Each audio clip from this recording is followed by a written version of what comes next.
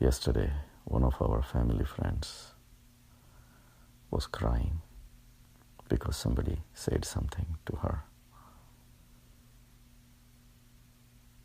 If any time anything happens like this, obviously the person who said something comes at fault. And we all believe that if somebody does something, he is responsible for this. But life is not so simple. There is more to it if it is looked at from the spiritual angle.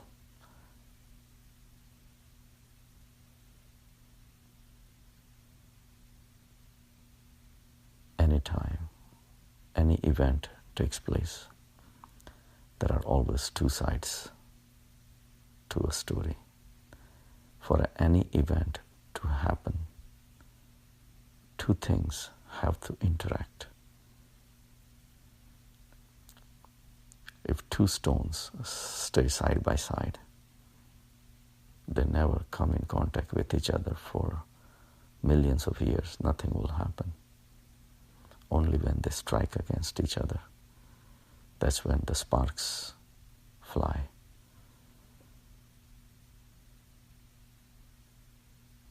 So analyzing a life situation from spiritual angle, it changes everything. And that's where the real learning takes place into the spiritual world. So if someone says something and someone feels bad, where is the problem? If you have a can of gasoline and you walking past by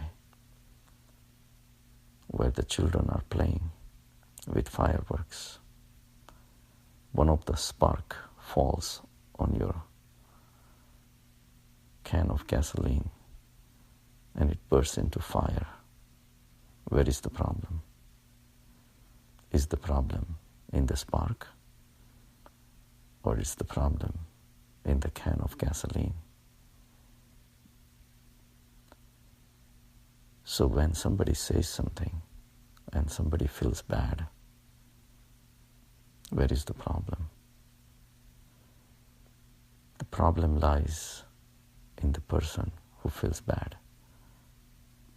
The other person who comes from samsara was only responsible to start a fire, but the fuel was within the person who feels bad.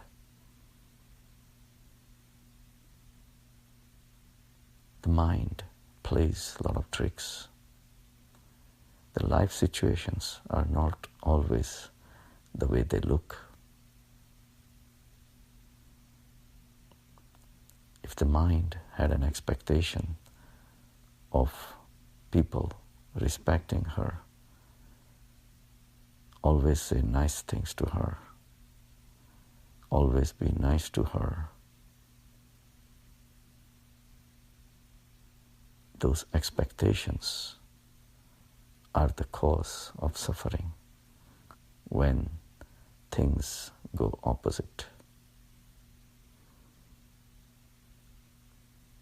If we want people to behave nicely with us, it is our expectations. And things don't always go that way.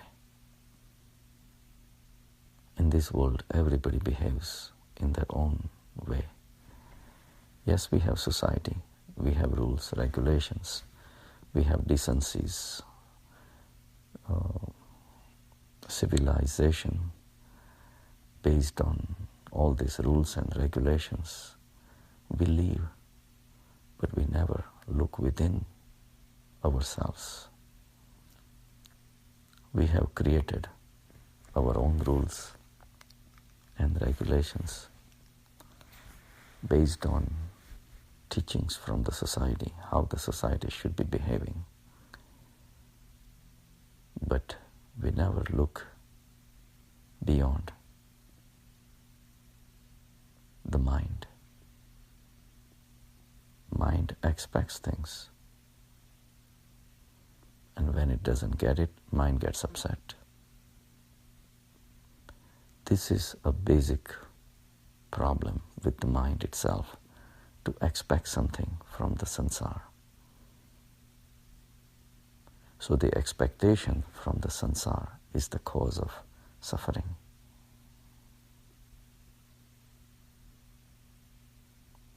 And the reason we expect from the sansar is because that's all we know as a source of pleasure. So we are bound to the sansar. That bondage is the cause of suffering. When we suffer, we should go within and find out where the problem is. It's like if you had a small cut on your foot and it's very painful. All of a sudden your son comes, young son, he wants to play with you. And you also forget the cut on the foot, and all of a sudden he starts jumping on your foot, and you give out a shout, "Watch out, watch out, watch out, what you're doing." The kid does not even know that you have a cut. He's behaving the way he is. You start walking around in the kitchen and you hit something. Normally you bump into things all the time, but this time it gave you a lot of pain because of that cut on your foot.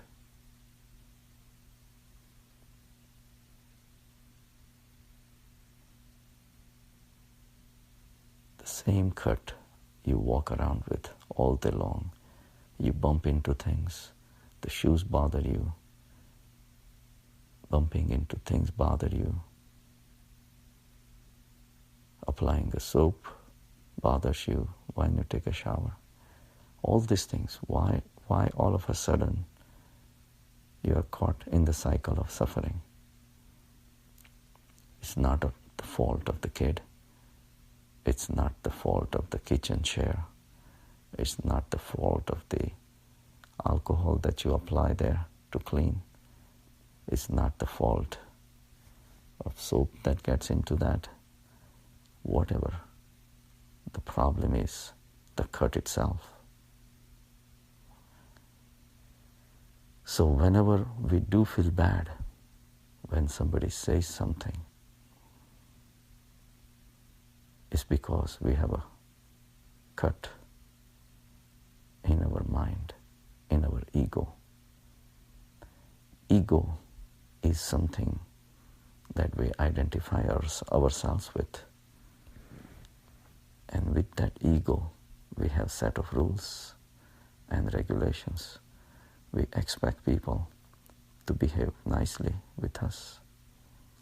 In these expectations, we are believing that the whole world has to comply with our expectations, which, by the way, they don't even know about. And even if they know, their own life force, their own set of mind, ideas and beliefs does not allow them to behave the way you want it. And all these things cannot be changed. But what can be changed is to find the problem at your mind level. Mind has a problem. That is the can of gasoline that you are walking with. So when the spark falls on it and turns into fire, don't feel bad. Don't blame the spark.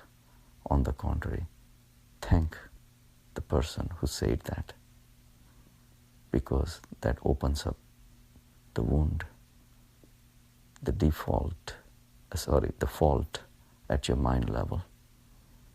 wherever the problem is at the mind level. He became instrumental in exposing your fault. So in spirituality, everything is reverse. If you suffer, it's your fault. Somewhere along the line, you missed. That's why we need to go deeper, analyze our own mind.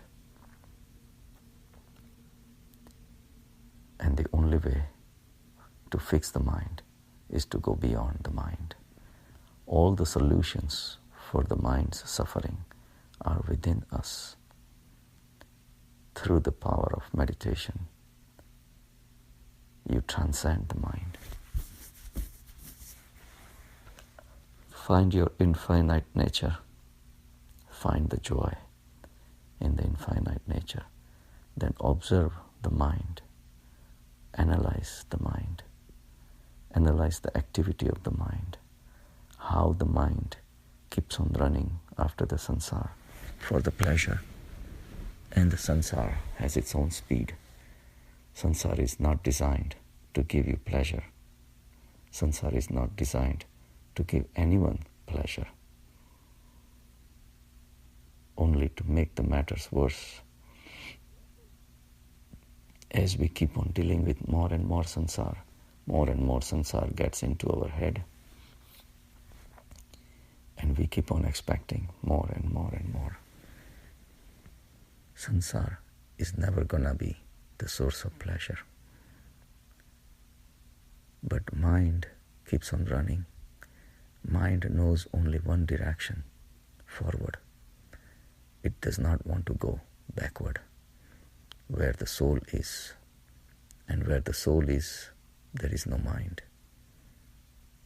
And mind doesn't like it. So mind always wants to run. Even if something happens, it blames the sansar. It blames the person outside. It never wants to look at its own problems. Mind is blind. Mind cannot solve its own problems. That's why it finds a trick. It blames the other person, and the problem gets solved. Temporarily, of course. Next time, something else happens, and again the suffering will start.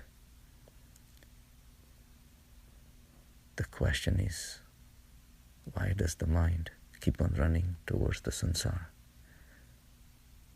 Because it doesn't know anything else. That's why meditation is extremely important. Transcending the mind, knowing the infinite space that's within us, is going to make you realize that mind itself is a problem. And when you realize that, the repair of the mind will start. But that will happen only after you experience the thoughtless state, the peace and the bliss that's within us. In such a blissful environment inside, you will realize the mistakes of your mind. That mind suffered only because it wanted something from sansar. And sansar has its own speed, direction that is totally unpredictable. You will never get whatever you want from sansar. You may want 1,000 things. You'll be lucky if you get one. And even after you get one, your interest in that thing will disappear. You will take it for granted. And you will still keep running after other 999 things that you want from life. The basic problem is the lust for life.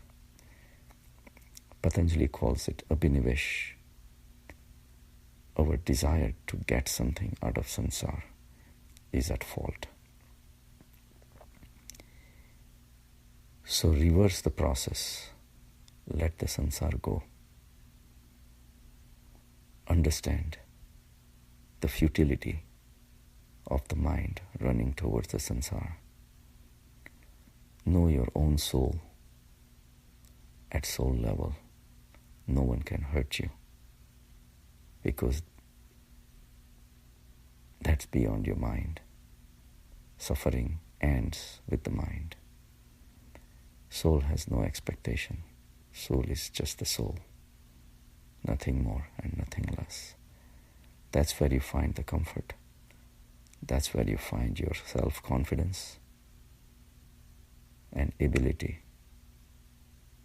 to heal the wounds of the mind.